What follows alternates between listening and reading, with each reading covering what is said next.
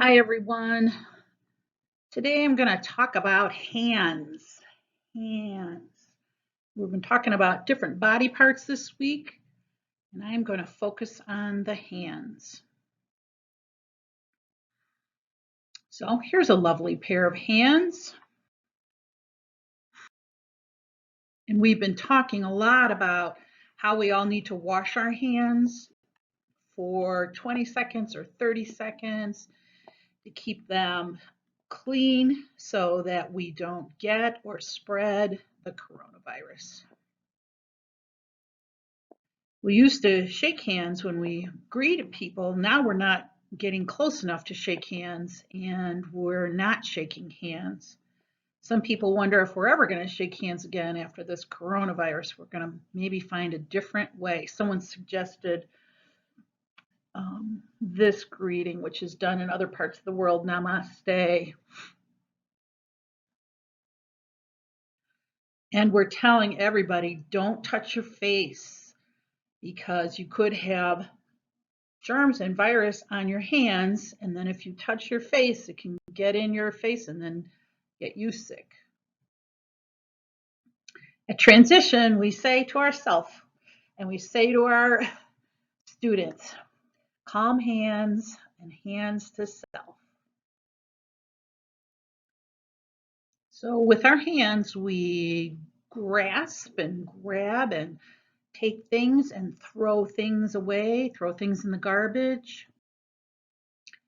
We can also communicate with our hands, let people know what we're thinking or feeling. And if somebody's getting too close or you want them to stop, you put your hand up and that would communicate stop. And people have to wave from far away because we can't get close to each other. And so that's a way to communicate hello and goodbye with your hand. Hands can get dirty. Some people work with their hands. They dig or work on cars or other things and their hands get dirty.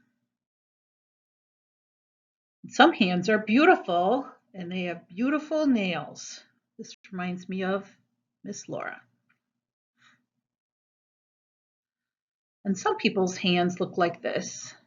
This is from arthritis, and you can get arthritis at any age, but chances are when you're older, you will get some arthritis. And this is a hand with somebody who has cerebral palsy, and it bends at the wrist.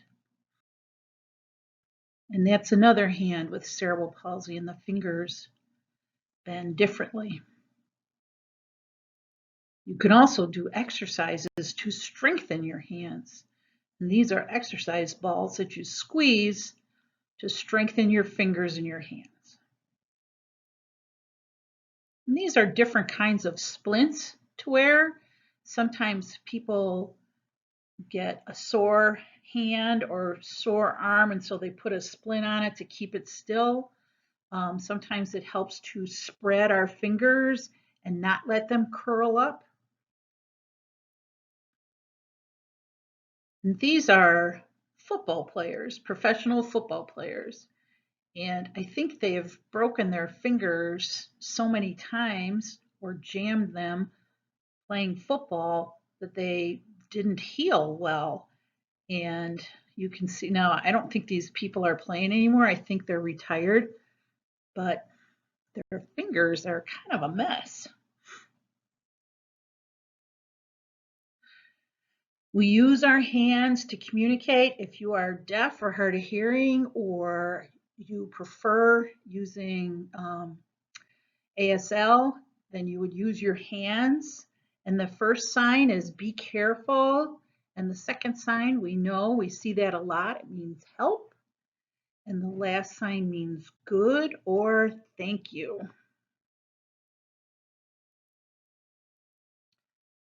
People who have vision problems can't see very well or at all. They use something called Braille to read, and the words are changed into little bumps. And the person moves their hand across the page, and they can read what those bumps are, and it helps them to read. It's amazing. And then there are people who are deafblind, and they use something called protactile communication, where they touch the other person and the other person uses sign language and finger spelling, and the deafblind person can understand and communicate back. It's pretty amazing. So we can give each other high fives with our hands. It's another way of congratulating or greeting somebody. Again, we're not doing that right now because we're staying away from people. We can hold hands. I have a little picture of Minnie and Mickey Mouse because so many of us love Disney. And then underneath it is a picture of a football team, and they're all holding hands. I'm assuming before they play, as a sign of how much of a team they are. People hold hands sometimes when they go walking, if they want to. It's usually a sign that you're very close to that person. Here's other ways we can communicate. What does this mean when you see this? We use this to show approval. Everything's okay. Good job. I like that. And we can show disapproval. I don't like that. No way. This usually means everything's okay. A-okay is that sign. And this is a gesture using your hands. It could mean, I don't know, or oh well, or I give up. And this is one from the history books, and it means peace. And in the 60s and the 70s, it became popular. You can see the picture of a hippie, which is actually a Halloween costume, but we grew up doing that to mean peace. Actually, in Europe, that's a very offensive sign. It's interesting. And we can fist bump each other as a way to say good job, hello. We do that in school instead of hugs. Again, right now we're probably not fist bumping. We use our hands to play games, and we can play games at school. We do play a bunch of games at school or with family members. And sometimes we need help, and somebody else can help us by using their hands, and they might grab onto our hands. So if you help somebody who's on the ground, you can grab them by their hands and their wrists, and you can help pick them up. And there's ways to transfer people where you need to use your hands. You use your arms and your legs and everything too, but you use your hands to grab on, help people get in and out of a wheelchair, on and off the toilet, in and out of the bed. We use our hands. Here's somebody helping a person in a wheelchair. See, she's got his hands and they work together. The person in the wheelchair helps too, and they get that person to stand up. There's a strap that it looks like they grab and pull to help the person get out of the wheelchair. And you can see her hands. She's going to push off as best she can to help. And this person is using her hands to help this other person walk around. She's got her underneath her armpits with her hands, and it looks like the girl is really enjoying it. Maybe she's tickling her. I know nobody can put their hands under my armpits because that would make me laugh. And we use our hands to eat. Either we feed ourselves or somebody helps us. So some of us use special spoons and we get some help, get the food on the spoon, and then we can feed ourselves, or we can just feed ourselves. Or a lot of us need help and have someone feed us. And I saw this on the internet, and somebody is working on a robot that will help feed people who need assistance. Wouldn't that be cool? Here's some more transfers. People use their hands to help us get into the laying down position and into a wheelchair, and we can help by pushing off with our hands if we can.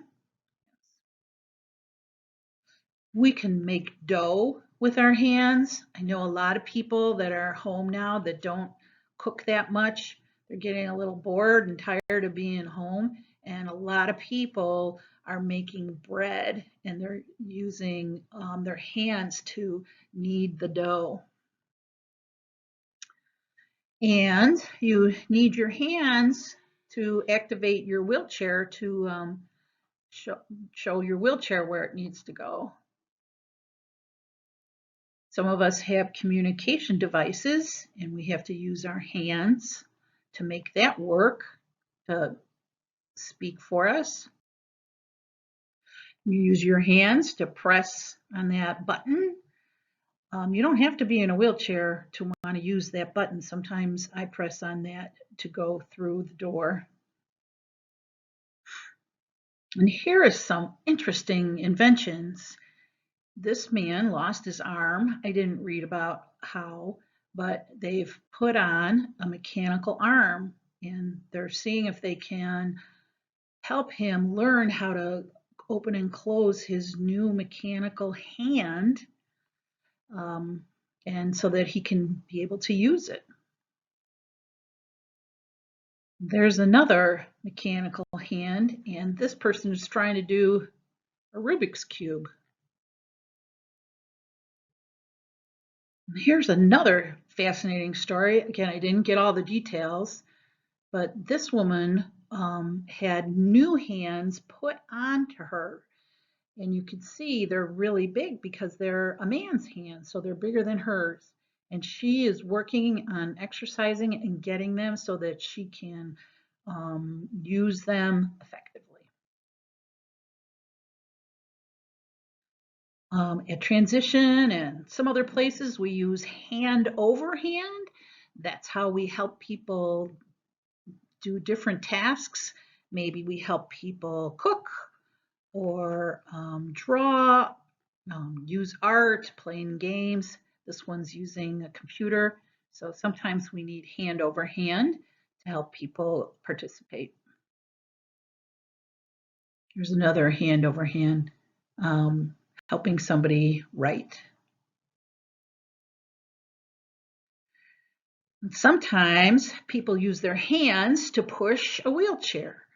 And this looks like a little sister and she's trying to help, but I don't think she's big enough.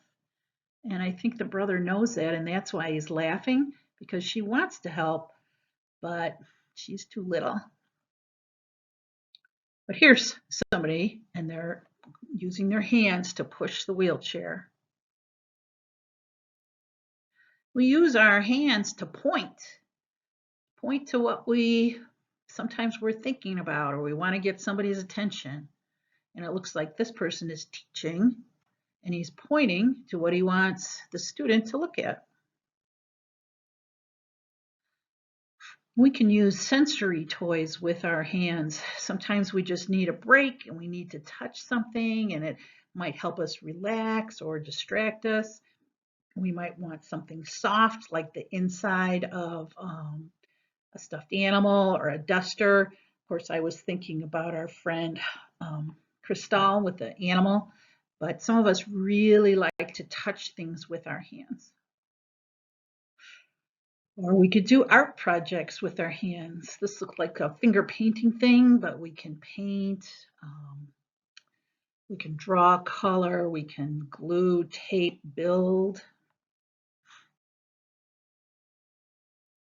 And these fine young men are cooking. We can cook with our hands.